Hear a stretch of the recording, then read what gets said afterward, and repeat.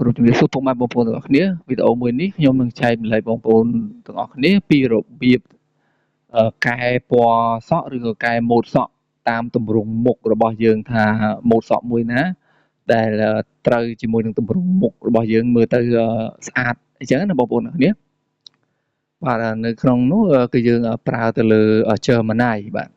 កម្មវិធី Gemini ប៉ុន្តែមុននឹងចូលមកក្នុងកម្មវិធី Gemini នេះគឺយើងត្រូវចូលទៅយក prompt ហើយនឹង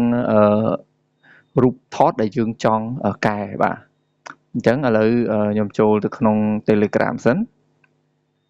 នេះគឺជា prompt នេះខ្ញុំនឹងដាក់នៅក្នុង group channel Telegram ផងខ្ញុំបាទហើយបងប្អូនអរគ្នាអាច copy ហើយធ្វើតាមវីដេអូរបស់ខ្ញុំបាទទៅយើងនឹងអាចធ្វើបានហើយបាទអញ្ចឹងយើង copy prompt ហ្នឹងមកហើយយើង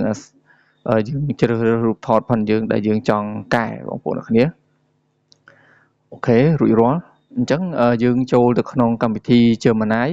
បងប្អូនមាន app អាចចូលក្នុង app បើបងប្អូនអត់មានទេអាចចូលទៅ website Gemini បាទ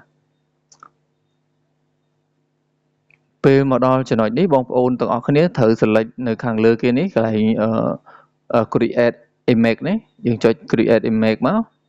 ហើយយើងចុចកន្លែងសញ្ញាបូកនេះសញ្ញាបូកខាងក្រោមគេណាបងប្អូនទាំងអស់គ្នាបាទខាងក្រោមនេះវាមានកាមេរ៉ាមាន gallery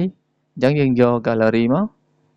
នេះរូបថតដែលខ្ញុំ share មិញអញ្ចឹងយើង select យករូបថតដែលយើងចង់កែមកហើយកន្លែង describe your image ហ្នឹងយើងផាស prompt នឹងចូលមកបងប្អូនអរគ្នាយើង copy prompt នឹងចូលមកហើយបងប្អូនអរគ្នាបញ្ជូនទៅបាទបញ្ជូនទៅហើយ Gemini នឹងធ្វើការ generate រូបភាពម៉ូដសក់ដែលសមជាមួយនឹងមុខរបស់យើងនិង style មួយហ្នឹងហើយឥឡូវGemini កំពុងតែ generate ដែរបងប្អូនអរគ្នារងចាំមើលទាំងអស់គ្នាដែរអាចថាចាំខ្ទង់ប្រហែលជា30វិនាទីឬក៏1នាទីទៅតាមអ៊ីនធឺណិតបងប្អូនអរគ្នាបើសិនបើអ៊ីនធឺណិតផងយើង slow ដែរវាក៏ generate យឺតទៅតាមនឹងដែរឥឡូវរួចរាល់ហើយនេះបងប្អូនអរគ្នាម៉ូដសក់